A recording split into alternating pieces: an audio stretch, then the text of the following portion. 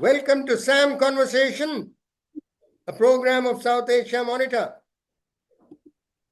Thank you. I'm delighted to be on SAM Conversations. It is a pleasure to welcome Ambassador Abhay Kumar, also known by his pen name Abhay K. Thank you. He has recently authored the book Nalanda. It looks very nice. The cover looks very nice. Thank you. I'm glad you liked it. The subject, let me assure you, is fascinating. It is Thank you. History not well known, but fascinating, and all facts which Abhay K has delved into. What more, he is a son of the soil, literally born very close to Nalanda.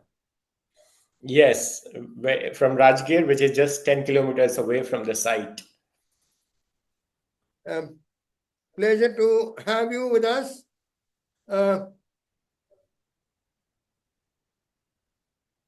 He is serving diplomat who, from his earlier post of Deputy Director General, Indian Council of Cultural Affairs, he's going as an ambassador to Georgia.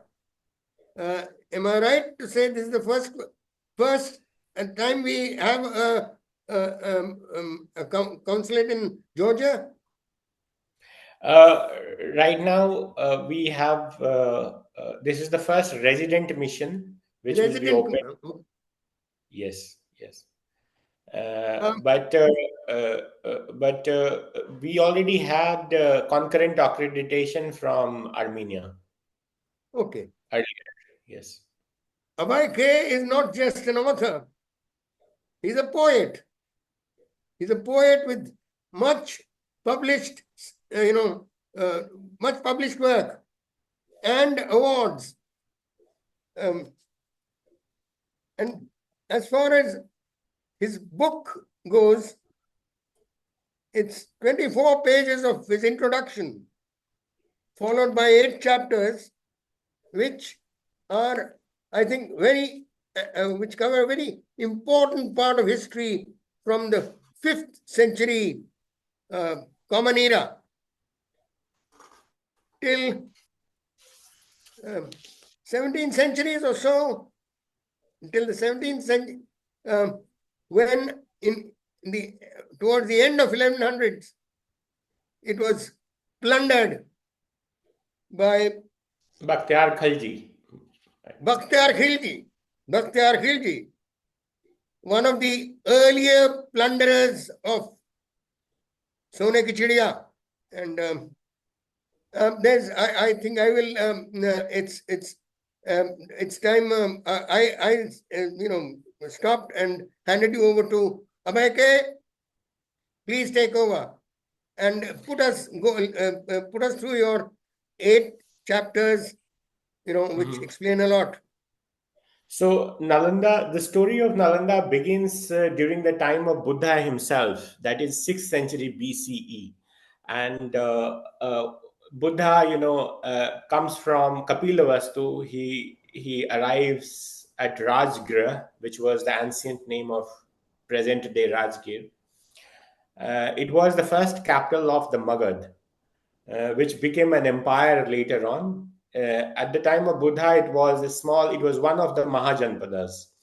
And Buddha comes there because Rajgriha at that time is like the New York of today. Not only Buddha, but all the great philosophers are there in Rajgriha. He comes to Rajgriha, then he spends some time there and then goes to Bodh Gaya, where he meditates and gains enlightenment. After gaining enlightenment, he goes to Sharnath, but comes back again to Rajgriha, where he meets 2 of his most important disciples, Sariputra and Mogglayana. Sariputra is not a simple disciple. He is born in Nalanda. and Mogliana, who is his childhood friend. They are bosom buddies, जिसको लंगोटिया यार कहते हैं. And they had a pact that whoever finds enlightenment first will inform the other, and thus both So of them are lived they like you, born in in Nalanda. Nalanda? Yes. So I was very fascinated what happened. So Sariputra he comes from the family which is traditionally been the winners of Tark Shastra or debates in Magad.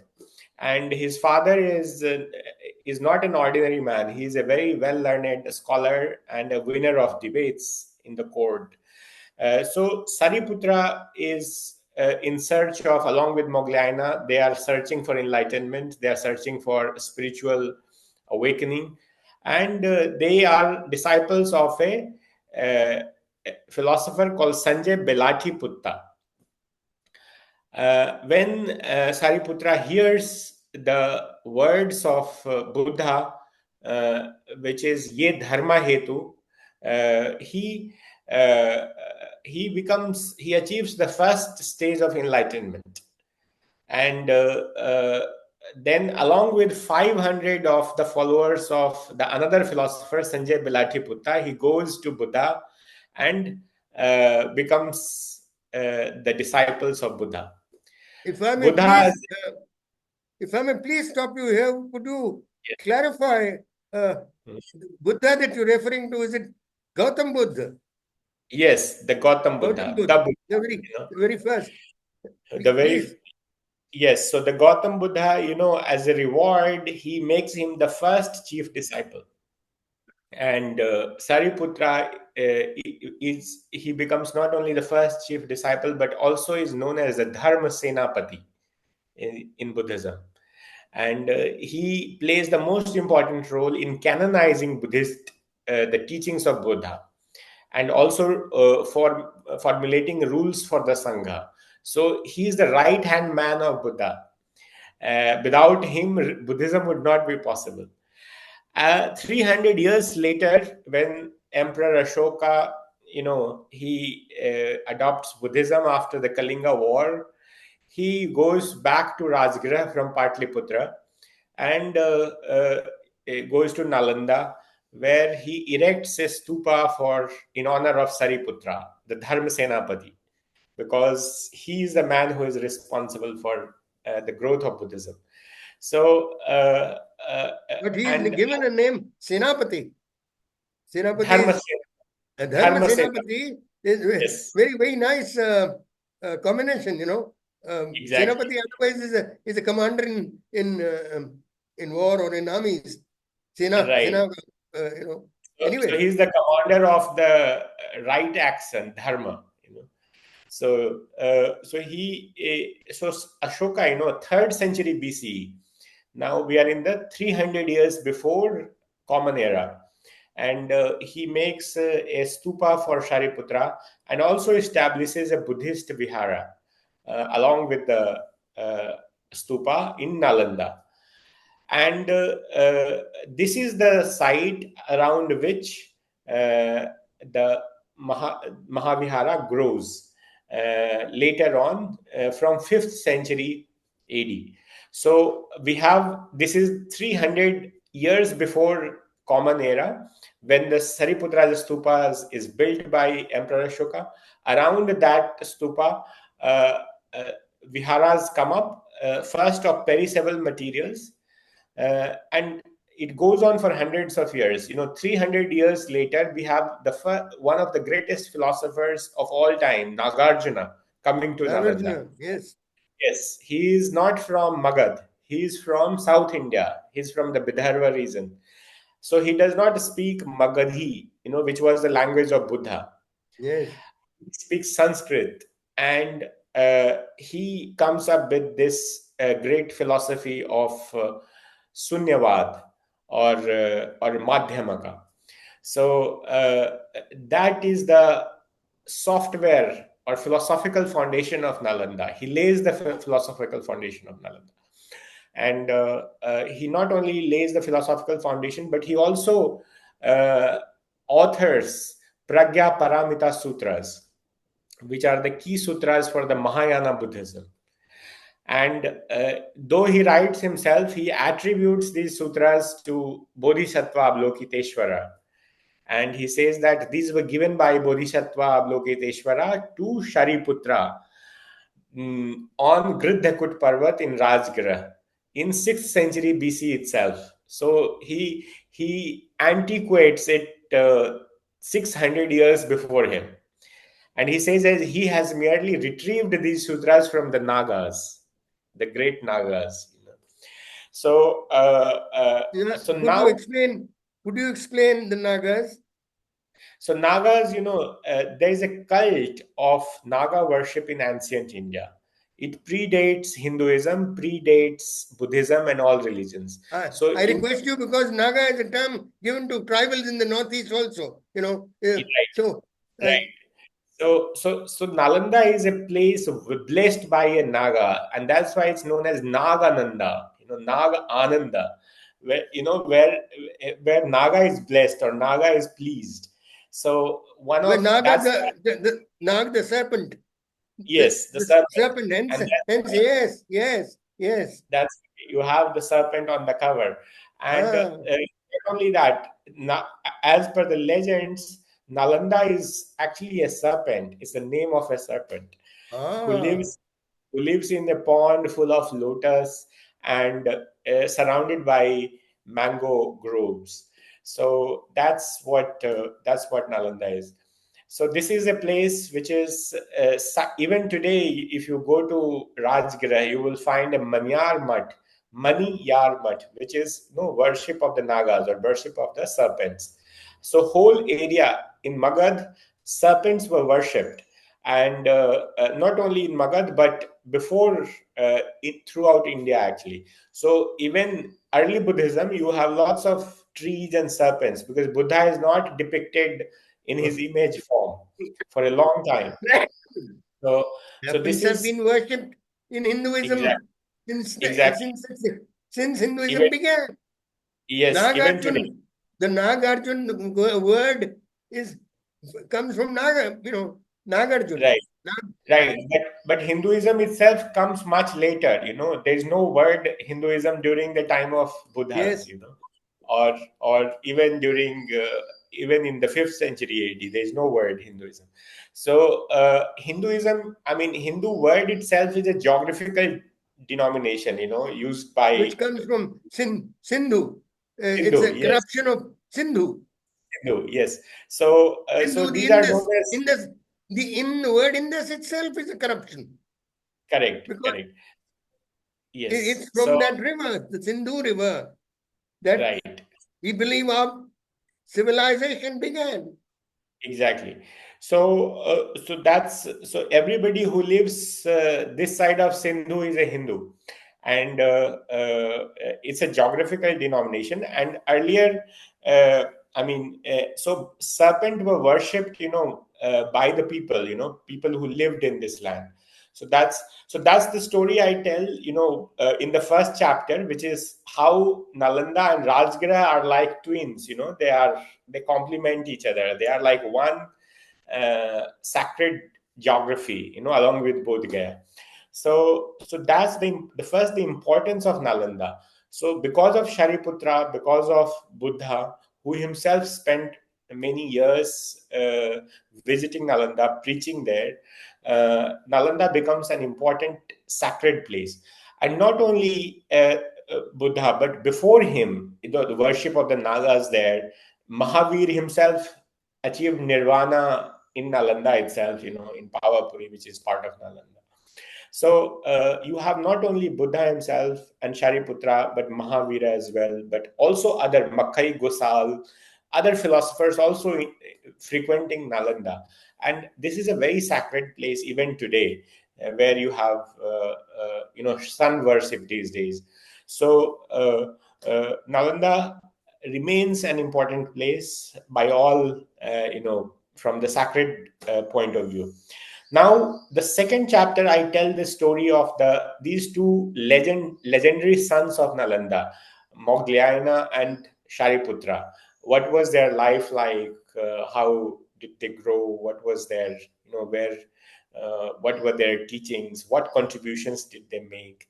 And to three of them, Buddha, Sariputra, and Moggallana, are known as three friends in Thailand and in Southeast Asia.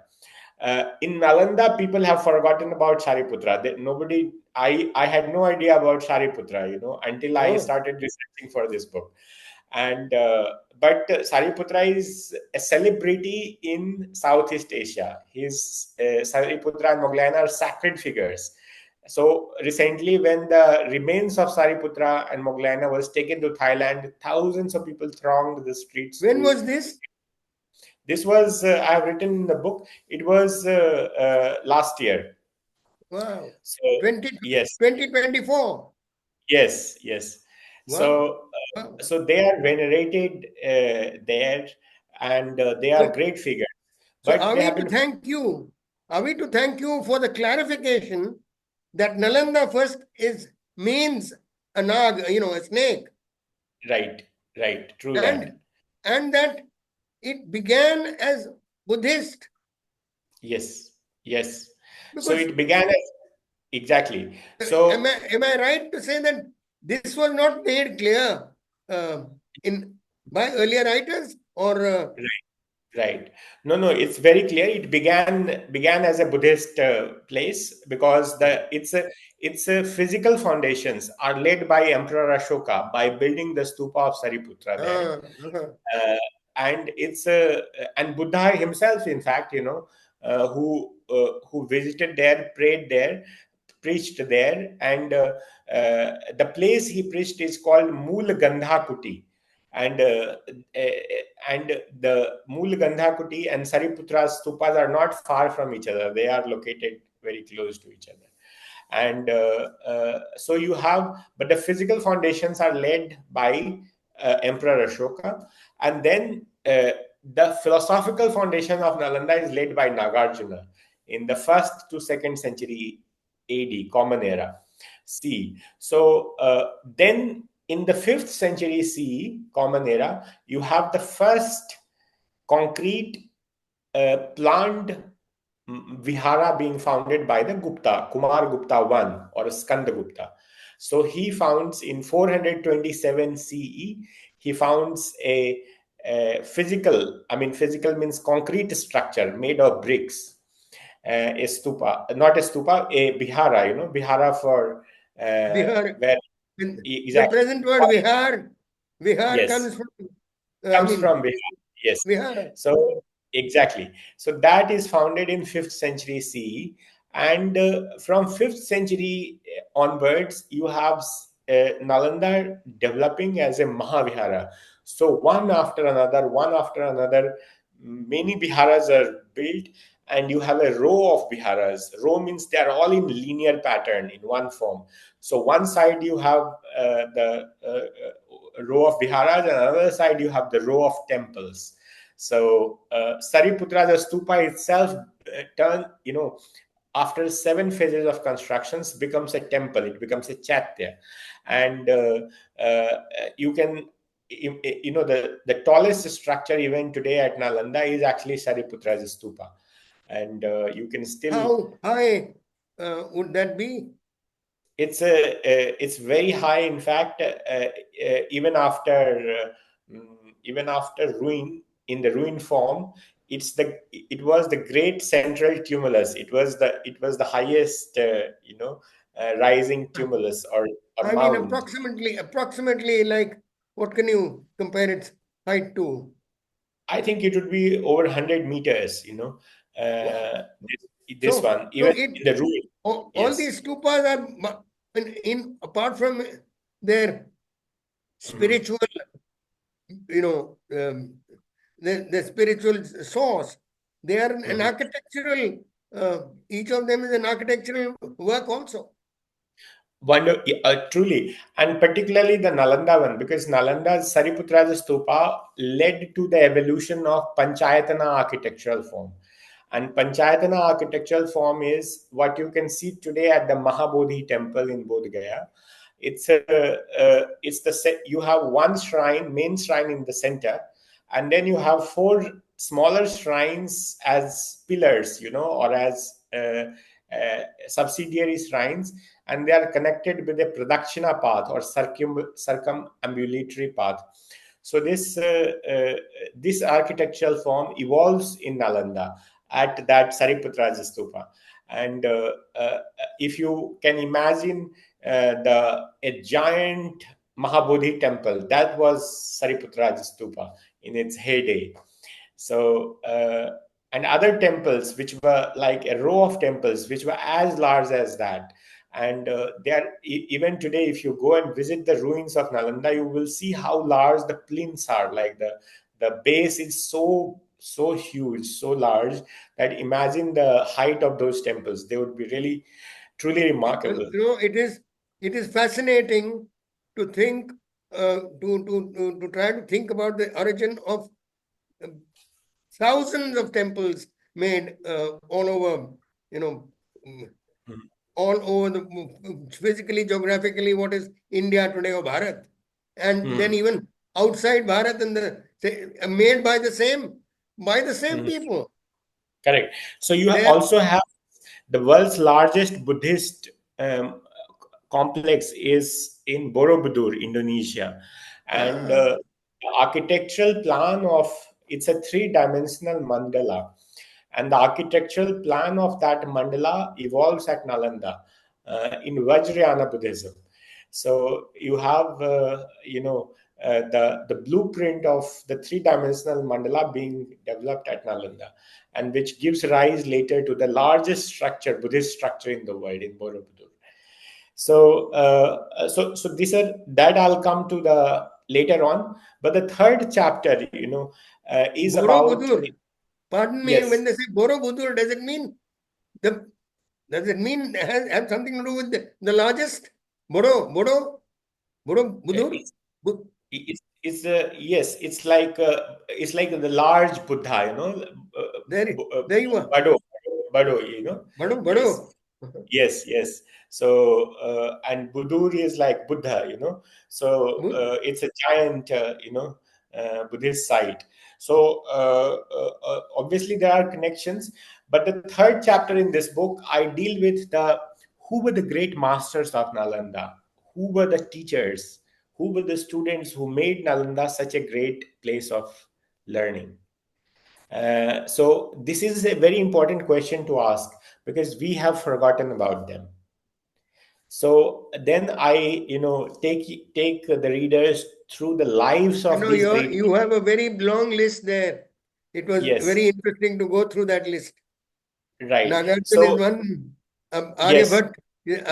It makes me feel another. very proud that my name has Bhatt in it. Right. So this is, this is a great legacy of Nalanda, that we should not forget our masters, great masters, because they have made huge contributions in every possible field, whether it be mathematics, metaphysics, chemistry, alchemy, science, astronomy. They have made tremendous contribution, and it is because of these people Nalanda became such a famous place. So people like Dharmakirti or Dinanaga or Santa Rakshita or Atisha or Guru Padma Sambhava, all these, all the scholars who came to Nalanda, Basubandhu, uh, Mm, so all these great people who taught there, who lived there, and who are, there are many small stupas made in their honor. These are known as votive stupas, so which you can see in the book, in the picture section. Yes, Uh, yes, yes. their photos. So I examine their lives, give a detail of, and my wish is that, someone if someone could write a book on each one of them, and make a film on each one of their lives, what were their contribution. That would be the true real change which this book can lead to, so that we are more aware of our ancient history. We only know a few people from that period, but these are the one we should be more aware of. we should create also monuments for each one of them, life-size images, and these could be in the streets everywhere, because we have forgotten them. And even in Nalanda, I told you, I had no idea about Shariputra. Forget about Dharmakirti. I learned about Dharmakirti from Octavio Paz, the poet, because he was talking about Dharmakirti in his book In Light of India. So, so this is very important. Then, in the fourth chapter, I deal with the foreign scholars who came to study at Nalanda, and uh, most of us only know about Xuanzang and Itzing. These are the two scholars we know of.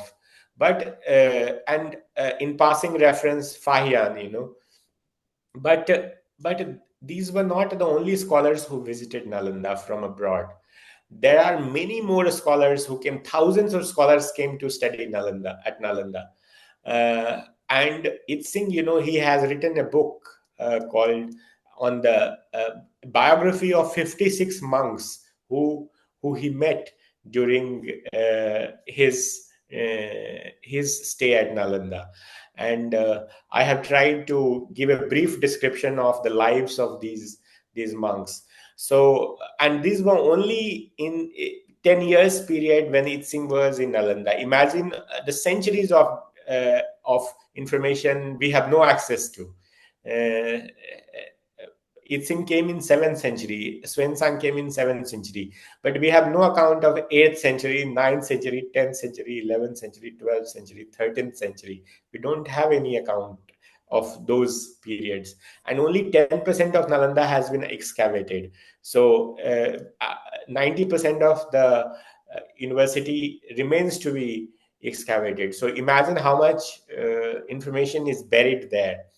So, so I have given an account of the lives of these people in the fourth chapter. In the fifth chapter, I deal with the rise of Nalanda, the rise in the sense how it became such a great university. What were the you know uh, what led to its growth? So, so one of the reasons for its growth was its proximity to power. It was close to both Patliputra, Rajgrah, the ancient capital. By then, by 5th century, Rajgrah was no more the capital. But it was still an important place. It was one of the key cities of Magad, and it was also a sacred place because of Buddha giving, starting the second turning of the wheel at Griddekut Parvat, and his key disciples coming from Nalanda. So then it's also close to Bodh Gaya. So you have here a sacred complex of Bodh Gaya, Rajgira, Nalanda, and Patliputra. So these are the four sacred places you have. Patliputra is also center for it's the capital where you have the key viharas located. So Ashoka being there, and so on. So I think and as we are falling short of time, if you could briefly, quickly, give how its unfortunate destruction came, and how for the second time, as late as 2010, when there was an attempt to resurrect it, again it unfortunately went into wrong hands, or as reported. So see the Nalanda. There's a two things here. There's a decline of Nalanda and there's a destruction of Nalanda. So Nalanda and Buddhism had started declining even during the time of Xuanzang in 7th century. And even in 7th century, there are reports of attacks on Nalanda and on Buddhism. Uh, and slowly you have withdrawal of the royal patronage. Because Nalanda was a monastery which depended on 200 villages or 100 villages which was given to it. And slowly, because of the bhakti movements, you had the popularization of the Vedic religions, and growth of the Puranic Brahmanism. So Buddhism was losing its grip over people, and it was mainly flourishing in Magad, not in the rest of India. So it was withdrawing to its core region from where it had originated. And Pala rulers still supported it till the 12th century, but there was a slowly decline of patternism. Then afterwards, you also have the internal fights within the Indian subcontinent and the weakening of the political and economic strength. And there's a by when the Gahalabada, Gahalabada dynasty of Banaras falls in 1196. There's a political and economic vacuum in North India. So you have the raiders coming from the northwest of the country, and Bakhtiar Khalji is a raider, one of them, and he comes and sacks Odantpuri, the monastery of Odantpuri, which is 10 to 12 kilometers away from Nalanda. And there's a great description by the Persian historian Minhaz Sirazi in his book Tabaqat-e Nasiri about how Bakhtiar Khalji raided and sacked the monastery of Odantpuri. Now Odantpuri and Nalanda are located very close to each other, just 10 kilometers difference. So though there is no direct evidence of Bakhtiar Khalji going to Nalanda, but from the circumstantial evidence, it is clear that he would not spare Nalanda, which is just 10 kilometers away, and which is the most famous monastery. But Bakhtiar Khalji was a raider, and he looted all the monasteries, Buddhist monasteries of Magad. And then he was trying to also go to Tibet to loot the Tibetan monasteries. But when he goes to towards Kamarupa or Assam, he meets a fierce opposition, and Of the his troops. Ahoms. Yes, Of and the Ahoms. yes, and then he's pushed into, his troops are pushed into the Brahmaputra River. And Brahmaputra. yes, and half of his troops are flown away by the currents of Brahmaputra. He somehow swims to the shore and reaches Devkot, which is, Lachit where, Boraphukan, the yes, Assamese general, he resisted the right, Mughals 17 times. right. He beat them So back 17 that times. is much later. Mughals are Much much later. later. Much later. This is 13th century. So this is where you have his own second in command, his own lieutenant assassinates him because of his failures. So this is the short and sad life of Bakhtiar Khalji. That's how he dies in 1206 and is killed by his own lieutenant. Yes. Now Nalanda outlives his raids. Nalanda survives his raids, not in a full-fledged way, but in a smaller way. And you have a Tibetan monk in 1235, almost 35 to 40 years of the raid of Nalanda by Bakhtiar Khalji, and he gives an eyewitness account of troops from Odantpuri, now called Bihar Sharif, coming, which are Turkish raiders coming to Nalanda and raiding the monastery again. And so this is the story. But Nalanda survives them and functions for another 100 years. So that's the story. I'm afraid we'll have to end here because of our constraints for time. It's a Right. fascinating. Thank you for a very fascinating tale, and I think very, very briefly, if you can just say in a couple of lines, 2010 when it was tried to be revived, who were the ones responsible for its second demise? The communists and mismanagement of resources. No, today Nalanda is a fully functional university. It was an idea of Dr. APJ Abdul Kalam, which was given in the Bihar Assembly, and it was supported by East Asian countries. And in fact, last year, our Honorable Prime Minister inaugurated the new campus of Nalanda University, which is fabulous. You must go and see it. But more important than that, the focus of the book is how Nalanda changed the world, its contributions. So Nalanda has made fundamental contributions in shaping our world. So whether it be zero, whether it is the idea of university itself evolves at Nalanda, the colleges and universities in the West, today the campuses of Oxford and Cambridge are exactly, built on the model of courtyard plan of Nalanda. Very So well. that's what's huge contribution of Nalanda.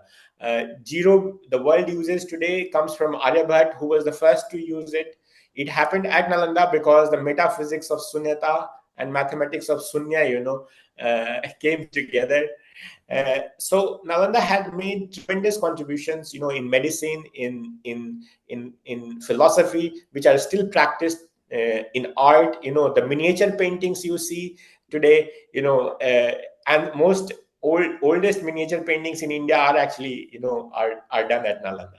So many other examples are there, but I'll leave the readers to, read the last chapters, where I tell how the Nalanda name Nalanda is, being used now. In institutions and universities are being built across the world in the name of Nalanda. So you have Nalanda, institutions in France, in USA, in Australia, in London, in Brazil even. So that's the Nalanda never died in a way that way. Thank you. Thank you. Thank you so much for having me. Nalanda, how it changed the world. Thank you.